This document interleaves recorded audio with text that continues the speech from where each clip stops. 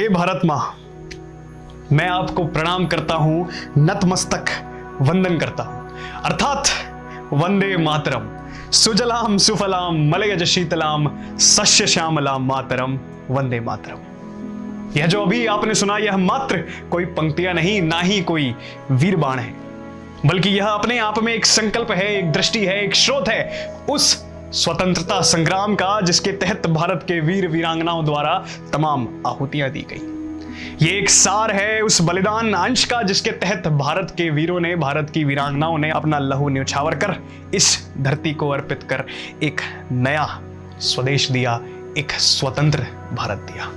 आज इसी कड़ी के तहत हम बेशक नए वर्ष 2024 में जा रहे हैं। साल बदल रहा है, सन बदल रहा है, मगर एक चीज आज भी उतनी ही रूप से व्यापक है, वह है क्रांतिकारियों का प्रण।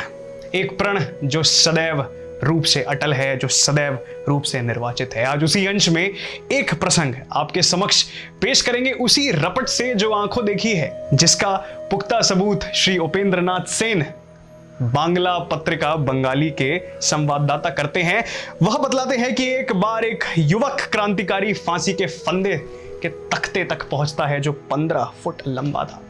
तख्ता कुछ इस प्रकार झूल रहा था, क्रांतिकारी उसको देख रहा था। तख्ते पर जब वो पहुंचता है, उसके पीछे 4 सिपाही चल रहे होते हैं। उपेंद्र बतलाते हैं, मानो ऐसा प्रतीत होता था कि वह सिपाही नहीं बल्कि वह खुद युवक क्रांतिकारी उन 4 सिपाहियों संग तख्ते पर जाके बोलता है, लीजिए, पहुंच गए उस तख्ते पर। किसी क्रांतिकारी की अंतिम इच्छा ही उसकी अभिलाषा का प्रमाण दे देती है। वह युवक क्रांतिकारी बोलता है, मंदिर से मेरे लिए चरणामृत लेकर आइए। चरणामृत अमृत कर एक हाथ में भगवत गीता लिए वह एक पाठ दोहराता है। आखिर वह पाठ क्या है, इस बात को समझना हम सब भारतीयों के लिए अत्यंत बहुत जरूरी है। वह कहता है, हंसते हंसते छोड़बो फांसी, देखबो जगत वासी, एक बार विदाई दे मां आमी घूरे आसी। जिसका अर्थ है, मैं फांसी पे चढ़ूंगा, उसी बलिदान के प्रतीक से चढ़ूंगा जिस बलिदान के प्रतीक से भारत की राजपूत महिलाओं ने जौहर करा था और अपना आत्मसम्मान, गरिमा और गौरव एक साथ अर्पित करा था। ठीक उसी प्रकार मैं फांसी के तख्ते पर झूल जाऊंगा और बलिदान का अंश भारत के तमाम जनों को सदैव सदैव के लिए समर्पित करता रहेगा। प्रातःकाल सवेरे 6 बजे 11 अगस्त सन 1908 को वह क्रांतिकारी हम सभी लोगों के लिए, इस देश की अर्पणा के लिए, इस देश की संस्कृति के लिए, इस देश की स्वाधीनता के लिए अपनी जान न्यौछावर कर फांसी के तख्ते पर झूल जाता है।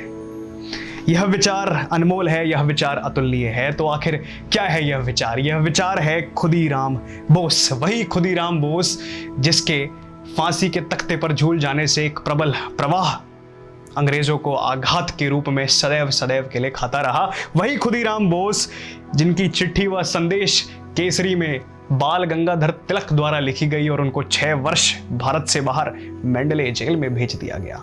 किस्सा यह भी है कि एक छोटा सा बालक जिस दिन खुदीराम बोस ने अपना बलिदान दिया, खुदीराम बोस की तस्वीर साझा कर अपने हाथ में पकड़ अश्रुपात करता है, आंसू बहाता है, वही बालक बाद में देश का महानायक बना। उसका नाम सुभाष चंद्र बोस।